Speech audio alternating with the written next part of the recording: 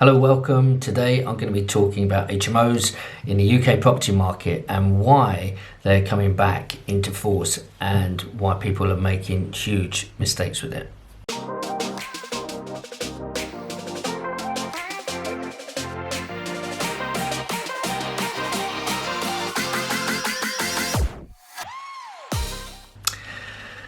So this is a time where I think there's going to be a transition of people coming away from houses and apartments and coming back into HMOs. Why?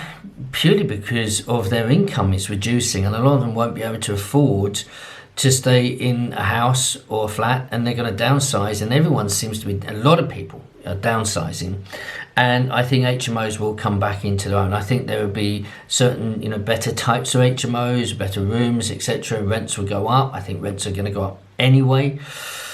And I think if you are in the HMO market, I don't particularly like HMOs. I don't make a song and dance about it. I'm quite open. They're not my favourite because they come with more baggage. It takes more to manage. You have more voids, maintenance, etc. But cash flow, much better. So, there's a swings and roundabouts. As long as you're doing it in the right area, the right people, fantastic. Just do it the right way. Now, we have to put a mention out to a guy, all right? A landlord in the Tendring District Council area, and he had an HMO there. He or her name, I really don't know, I'm sorry, but it's Leistra Doval. Okay, Leistra Doval. So a mention out for you because I just don't understand what you've done here. I read an article which had this person fined, and it's the second time I've seen it, £90,000 for the condition of the HMO. Okay, so I'm going to take you through some of the failings, because if you are a landlord and you have properties and you have failings in your property, you are obligated to fix them. And the sooner you fix them and move on, the better it is. Do not let them pile up, because the housing officers, enforcement officers are more prevalent than ever before now. They really are, and they're looking and they're looking. I had a visit from one. I had a letter from one telling me that I had too many people in my HMO. So I thought, what are you talking about? I haven't. And I went down with the agent to the actual house, went in, and one of the tenants had brought in from their country their partner, the husband, and their son. The son was about 19 years old. And so that had taken a single occupancy room, although it's a double room, to 3 people, and I had no idea, and they tried to do it on the sly. So when the officer had got a report or something, went in, saw this, wrote to me, it's my problem. So we had to sort it out. We got it sorted out, no problem. But this is what's going on. So you need to be on the ball. But what did this guy do? He didn't have too many people in, I don't think he had, but he did get a fine. Or I think it's a he, I don't know. This person got a fine, £90,000, but it was reduced. There was some good news. It was reduced to £70,500, probably court fees on top. So what were the failings? First of all, a fire alarm not working. Well, that's a cardinal sin, because legislation says you must have it working. Is that all? No. There were blocked fire escapes. So imagine if there was a fire and someone died and your fire alarm wasn't working and you got blocked escape routes, that guy would be going to prison. He really would, that person.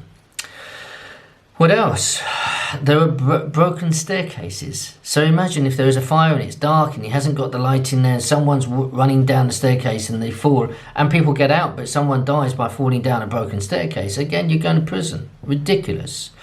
Toilets not working. How disgusting. You've got people living in your property, you're taking rent from them, and you're not fixing the toilets. And let's just put one point in here, guys. Even if they're not paying rent because there's, you're going through a legal battle and they're not paying rent, you still, by law, have to fix the toilet and fix all these things. You can't say the excuse is, I can't do it because they're not paying me, or I'm not willing to do it because they're not paying me. When they pay me, I'll fix it. You can't do that. They have a legal right, and the UK law clearly states that you have to do it.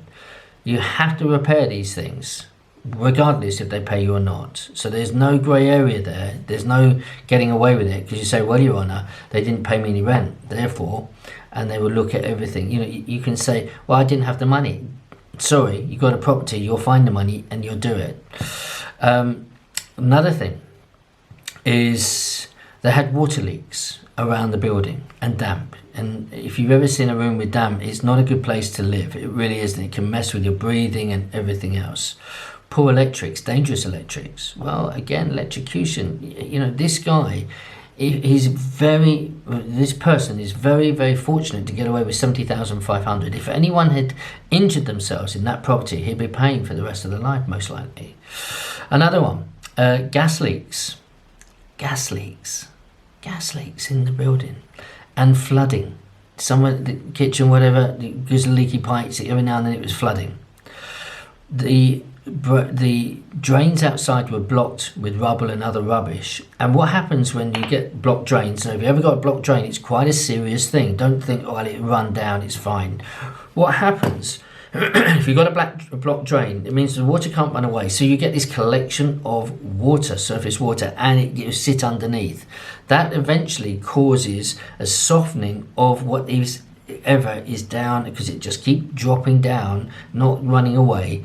And where it gets down below the foundation, it softens up the ground, boom, it would drop. And now you've got subsidence, all caused from a blocked drain. Most of the cracks in houses, and you see, you know, a 45-degree slant, it's because a blocked drain outside and it's had a little bit of movement. That's why. It's easy to fix, but if you don't fix it, guess what? This property was at risk of collapse.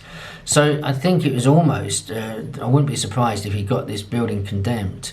But why would you want to run a property in such squalor to try to make money and have a £70,500 fine?